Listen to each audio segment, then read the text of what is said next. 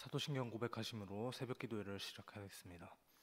전능하사 천지를 만드신 하나님 아버지를 내가 믿사오며 그 외아들 우리 주 예수 그리스도를 믿사오니 이는 성령으로 잉태하사 동정녀 마리아에게 나시고 본디오 빌라도에게 고난을 받으사 십자가에 못 박혀 죽으시고 장사한 뒤 사흘 만에 죽은 자 가운데서 다시 살아나시며 하늘에 오르사 전능하신 하나님 우편에 앉아 계시다가 저리로서 산 자와 죽은 자를 심판하러 오시리라. 성령을 믿사오며 공회와 성도가 서로 교통하는 것과 죄를 사하여 주시는 것과 몸이 다시 사는 것과 영원히 사는 것을 믿사옵나이다. 아멘. 찬송가 94장 찬양하겠습니다. 94장입니다.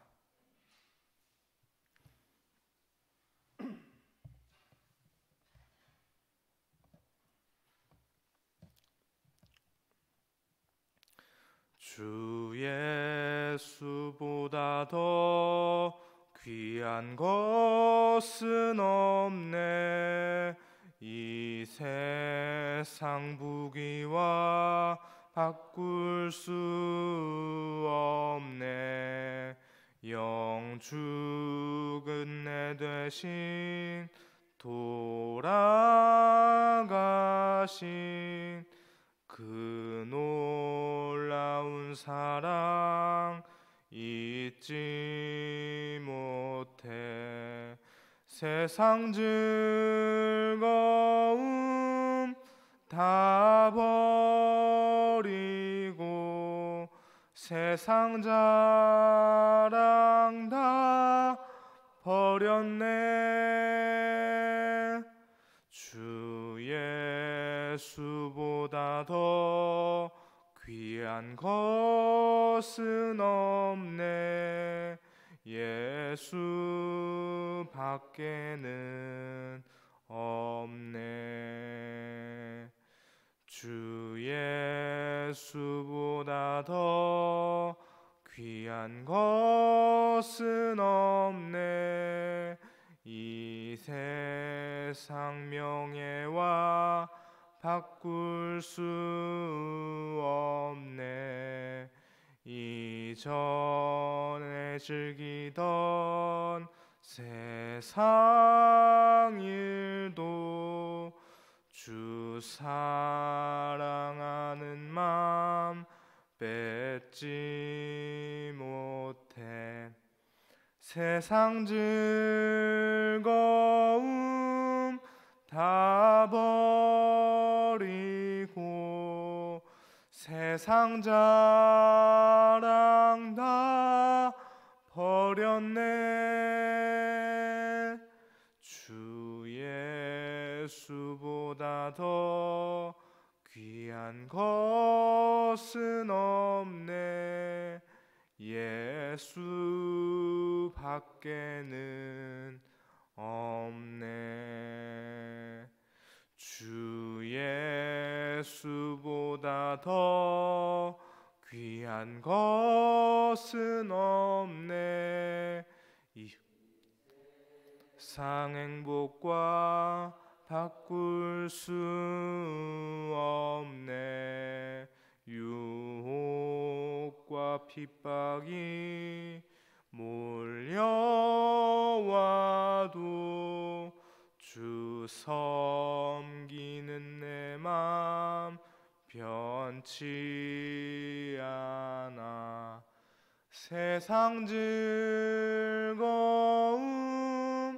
다 버리고 세상 자랑 다 버렸네.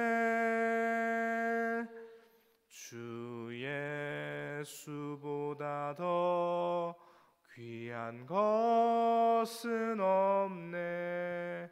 예수 밖에는 없네. 아멘. 오늘 함께 보실 하나님의 말씀은 사무엘상 2장 27절에서 36절까지의 본문입니다. 사무엘상 2장 27절에서 36절까지의 본문 함께 교독하여서 보겠습니다.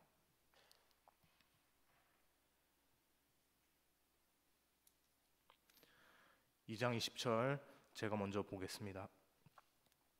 하나님의 사람이 엘리에게 와서 그에게 이르되 하나님 여호와의 말씀에 너희 조상의 집이 애굽에서 바로의 집에 속하였을 때에 내가 그들에게 나타나지 아니하였느냐.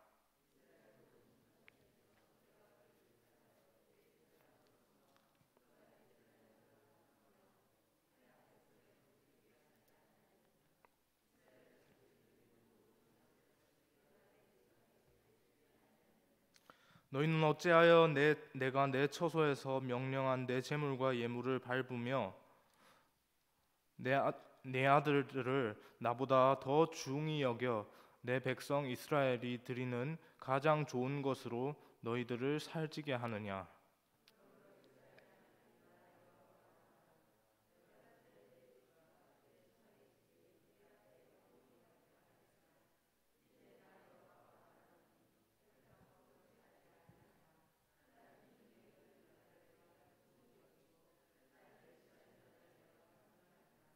보라, 내가 네 팔과 네 조상의 지팔을 끊어 내 집에 노인이 하나도 없게 하는 날이 이를지라.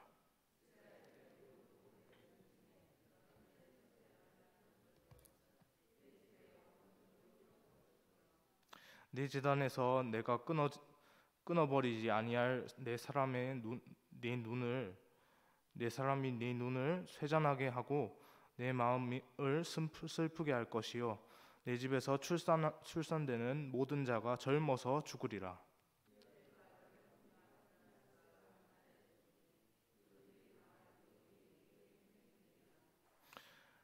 내가 나를 위하여 충실한 제사장을 일으키리니 그 사람은 내 마음 내 뜻대로 행할 것이라.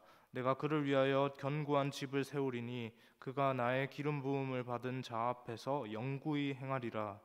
그리고 내 집에 남은 사람이 각기 와서 은조각 그에게 엎드려 이르되 청하노니 내게 제사장의 직분 하나를 맡겨 내게 떡 조각을 먹게 하소서 하리라 하셨다 하니라. 아멘.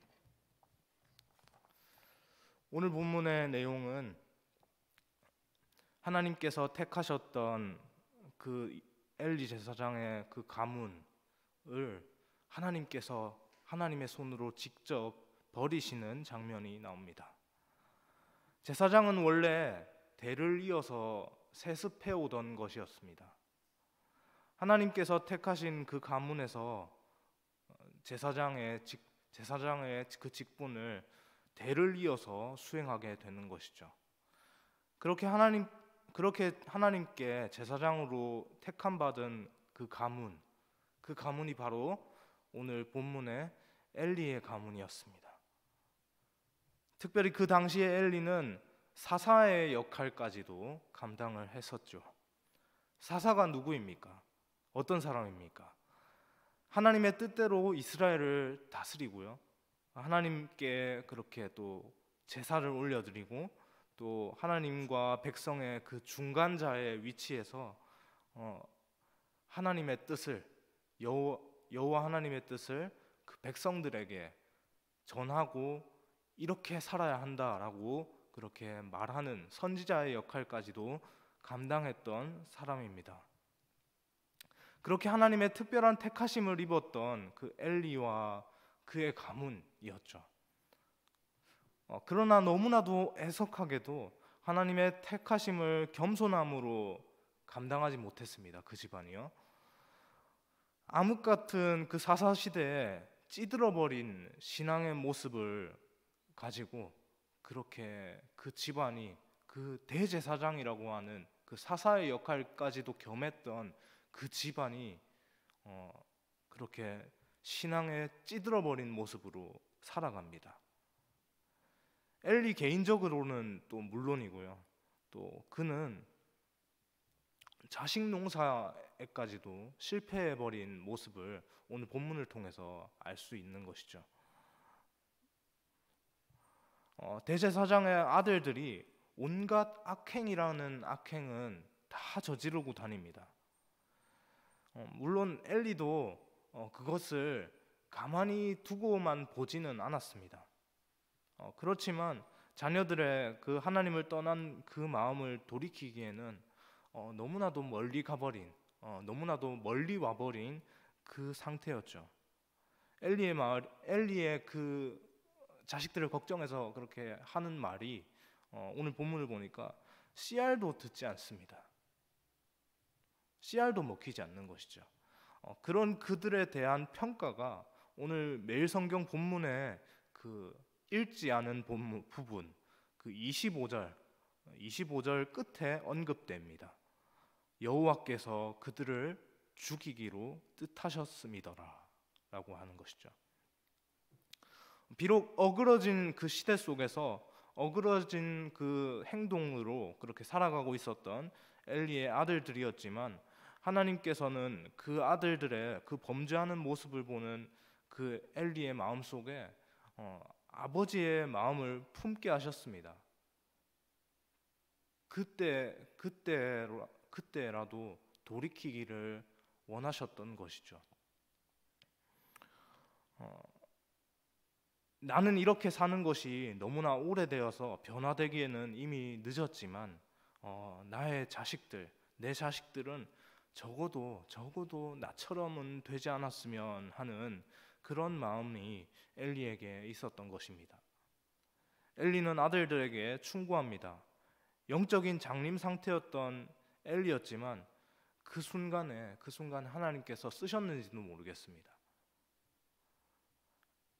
이것은 하나님께서 엘리 가문에게 허락하신 마지막 은혜의 기회였죠. 안타깝게도 그 은혜의 기회를 매몰차게 박차고 나가버린 그 엘리의 아들들이었습니다. 이런 엘리 가문의 그 모습은요, 소망 없던 그 사사시대 말기에 이스라엘의 그 상황, 그 이스라엘 백성의 그 상황 그 자체였습니다. 그때 하나님께서 예비하신 것이 바로 사무엘입니다. 시대적 상황은 날이 가면 갈수록 그렇게 암담해지고 어두워지고 우리가 다음 본문을 통해서 살펴보겠지만 여호와의 말씀이 희귀한 그 상황까지도 되어버리지만 그럴 때일수록 하나님께서 예비하신 사무엘은 하나님께 또 주위 사람에게 사랑받으면서 그렇게 자라납니다. 엘리의 집은요 이제 하나님의 심판을 피할 수가 없습니다. 왜 그렇습니까? 엘리의 마지막 그 아들들을 향한 그 두 아들을 향한 그 충고를 그 아들들이 매몰차게 박차고 나가버렸기 때문이죠. 하나님께서 25절의 말씀을 통해서 엘리의 두 아들에 대해 평가하신 그 말씀 그대로요. 오늘 읽었던 본문 27절에서 34절의 그 말씀처럼 엘리의 집안은 하나님의 심판으로 그렇게 비참한 최후를 맞이할 겁니다. 그들의 인생이 이토록 비참한 결말을 맞는 이유가 무엇입니까? 본문 29절의 말씀입니다. 29절의 말씀 함께 읽기를 원합니다. 너희는 어찌하여 내가 내 처소에서 명령한 내 재물과 예물을 밟으며 내 아들들을 나보다 더 중히 여겨 내 백성 이스라엘이 드리는 가장 좋은 것으로 너희들을 살찌게 하느냐. 네, 본문을 보시면요, 엘리가 그 두 아들을 여호와 하나님보다 더 사랑했다라고 하는 그 구절이 나오죠. 어쩌면 그 엘리의 마음속에 그 아들들이 자신의 우상이 되어서 그 아들들이 성공하고 잘 되는 것에 초점이 맞춰져서 아들을 굉장히 금지옥엽처럼 키웠지만 그 아들들이 잘못되고 엇나가는 순간에 그 순간에 바로 잡지 못했던 모습들이 있었는지도 모르겠습니다.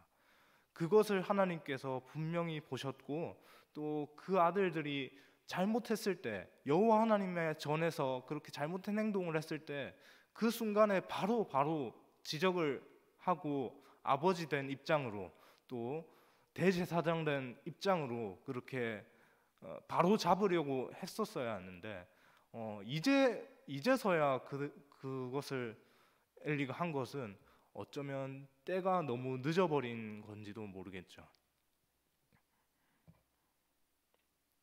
엘리 두 아들이 찬양받기 또 합당하신 그 하나님께 또 잘못하는 것이 있지 않습니까? 지존하신 그 하나님께 그 예배드리는 그 장소, 그 자리에서 하나님을 어떻게 했습니까? 하나님을 기만했습니다. 그것이 그들에게 가장 큰 죄였죠. 그들은 하나님을 그렇게 멸시하고 조롱했습니다. 이러한 비참한 그 가문의 그 몰락을 통해서 그 심판받고 몰락하는 완전히 없어지는 그 몰락의 현장을 통해서 하나님께서 하시는 말씀은 무엇입니까? 바로 여호와 하나님을 경외하라입니다. 엘리와 그 가문의 그 아나무인 같은 그 막장 같은 그 행동들이 나오는 이유가 무엇입니까? 바로 하나님을 경외하지 않기 때문에 그런 것이죠. 하나님께서는 엘리와 그의 아들들의 모습을 반면교사로 삼고 하나님을 바라보는 바른 신앙인의 모습으로 살아가길 원하십니다. 암흑 같은 사사시대를 살아가는 그 이스라엘의 그 백성들 뿐만 아니라 오늘을 살아가는 우리도 동일한 것이죠. 우리에게도 동일하게 이 말씀을 통해서 하나님께서 말씀하고 계시는 겁니다. 하나님을 멸시하면서 그 품을 떠난 그 엘리의 두 아들은 그렇게 비참한 최후를 맞으면서 역사의 뒤안길로 사라지지만요, 하나님께서는 그 언약을 또 하나님께서 직접 맺으신 그 언약을 신실하게 지키시기 위해서 35절의 말씀처럼 충실한 제사장을 일으키십니다. 그 사람은 하나님 아버지의 뜻대로 행하는 사람입니다. 이 사람이 누구입니까? 바로 엘리 가문의 그 심판의 내용으로 가득 차 있는 그 오늘 매일 성경의 본문 중에 그 본문 중간에 한 절의 내용으로 기록된 사무엘입니다. 하나님께서 사무엘을 택하셨습니다. 하나님의 그 택하심대로 사무엘은 하나님을 경외하며 그 뜻대로 순종하는 자로 그렇게 성장을 합니다. 직접적으로 성경에 그런 말은 없지만 26절의 내용이 간접적으로 이 사무엘의 이러했다는 행동의 어떤 모습들을 말해주고 있지 않습니까? 사무엘이 여호와 하나님께 은총을 입었습니다. 하나님의 은총을 입은 사무엘의 모습 속에 최고의 가치는 여호와 하나님을 경외하는 것이 아니었을까요? 경외는 그 대상을 두려워하고 존경한다라고 하는 그 사전적인 의미를 갖고 있습니다. 이 말은 곧 그 대상을 분명하게 인식한다라고 하는 그런 말도 됩니다. 그 대상을 인식하지 않으면 그 대상에 대해서 두려움을 느낄 수가 없겠죠. 그 대상을 두려워하고 존경하는 그 경외하는 그 행동은 그 대상을 먼저 인식하는 것에서 시작되는 겁니다. 사무엘은 그의 평생토록 만왕의 왕 되신 여호와 하나님을 분명하게 인식했습니다. 분명하게 인식했고 하나님께 영광 돌리는 삶으로 살아냈습니다.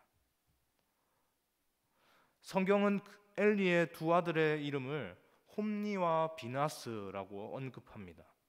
이들은 하나님을 경외하지 않아서 하나님께 직접 사형 선고를 받습니다. 엘리의 두 아들의 그 죽음의 현장을 통해서 우리는 하나님을 바라보아야 할 것입니다. 오늘도 여호와 하나님을 경외함으로 매 순간의 그 삶의 현장 속에서 하나님께 영광 올려드리는 우리의 모습, 우리 신앙의 모습, 모든 삶의 모습들이 되기를 간절히 소망합니다. 기도하겠습니다. 하나님 감사합니다. 하나님, 우리의 삶이 하나님을 경외하는 삶으로 살아내기를 원합니다. 하나님, 경외의 시작은 하나님을 분명하게 인식하는 것에서 시작됨을 하나님 우리가 오늘 그 본문을 통해서 바라봅니다. 하나님, 엘리와 그의 두 아들, 그 두 아들의 그 몰락의 현장, 그 죽음의 현장, 그 심판의 현장을 통해서 하나님께서 저희에게 말씀하시는 것은, 하나님, 이것을 통해서 분명하게 우리의 삶 가운데 역사하시는 하나님을 인식하고 하나님을 경외하는 것임을 하나님 우리가 기억하게 하여 주옵소서. 하나님을 경외하는 것이 하나님 모든 것의 근본이 됨을, 하나님 모든 것의 시작이 됨을 하나님 우리가 분명하게 기억하고 붙잡으며 오늘 하루도 그렇게 하나님께 영광 올려드리며 시작할 수 있도록 인도하여 주옵소서. 오늘 하루의 모든 일정들 가운데 하나님께서 홀로 영광 받아 주옵시고 하나님께서 인도하여 주옵소서. 그렇게 하실 하나님을 하나님께 감사드리오며 예수 그리스도의 이름으로 기도합니다. 아멘.